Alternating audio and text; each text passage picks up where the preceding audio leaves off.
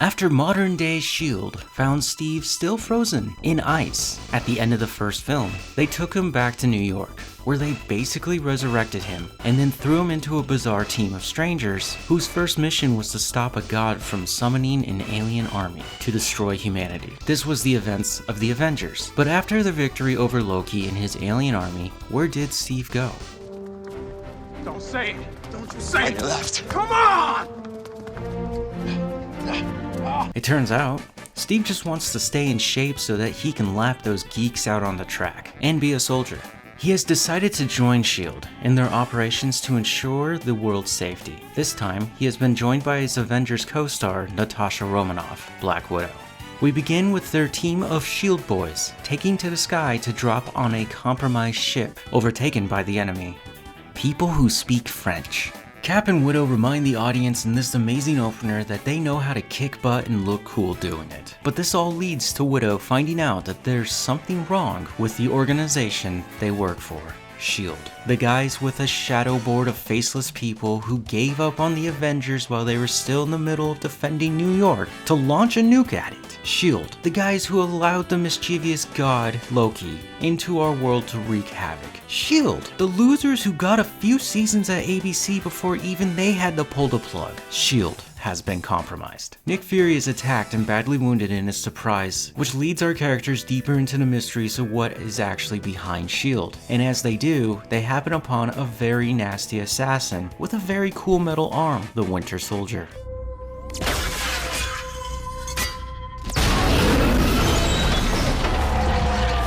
Cap thwarts another attempt on Fury's life made by the assassin to discover the impossible, Sebastian Stan's career.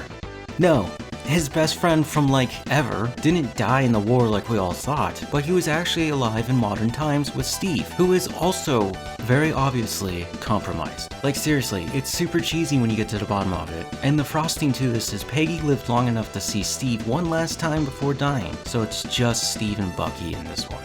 The discovery that S.H.I.E.L.D. is behind whatever happened to Bucky gives Cap and Widow the reason to go undercover and discover the secrets to this shadow gang. Along the way, they make some friends, like Shannon Carter, Peggy's American niece, who's roughly the age Steve is pretending to be, and a nobody from the Air Force, Sam Wilson, aka the Falcon. Captain America Winter Soldier is a sequel superhero film that works out better than the first installment, which, in the realm of superhero flicks, the first movie is usually the best. But no, this movie takes the cake, being placed in phase 2 of the MCU. You can argue Guardians, but I think of them a little differently. It's not just a good movie, but also one of the best in the MCU to date, and the way it's been going looks like it's gonna stay that way. Winter Soldier is an easy 4 out of 5 stars for me. It's a superhero film that wears the hat of old school espionage themes and the heavy-hitting punches reminiscent of the 80s action adventures.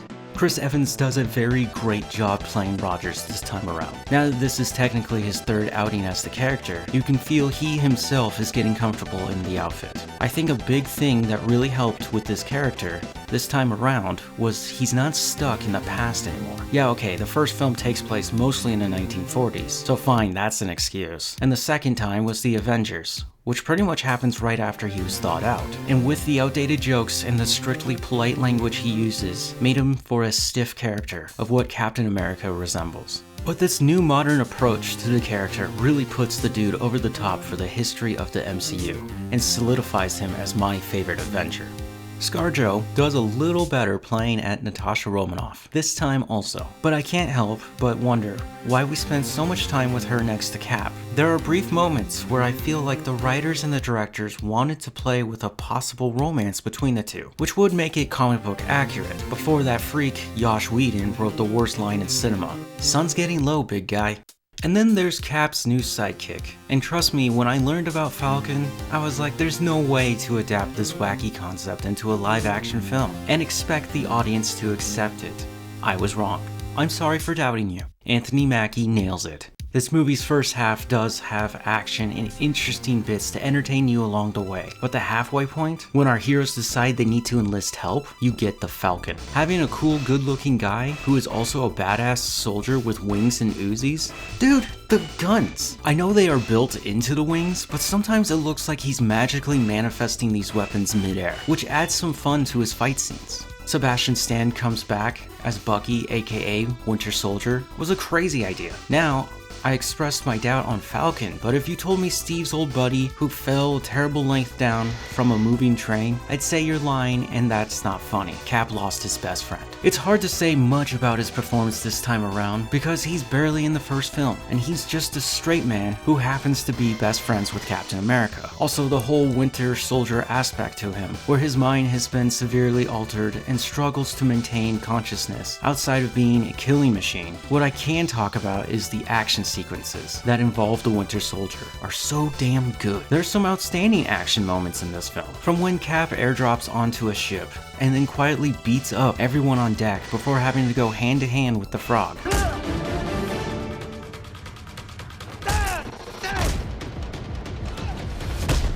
There's the classic, what happens if a dozen men try to fight Cap in a glass elevator? It didn't end well. And my favorite part of this movie is the highway shootout scene that begins with a loser Hydra spy getting ripped out of a moving car and tossed away in the distance before our heroes engage in a fierce battle that involves a lot of bullets. But the one that should probably really take the cake is the sequence where Nick Fury finds out every cop in DC wants him dead. There's a tense moment where Fury is shot while armed men keep shooting at his car. Learning Fury's car is bulletproof, they deploy a turret that acts as a battering ram against the side of the car.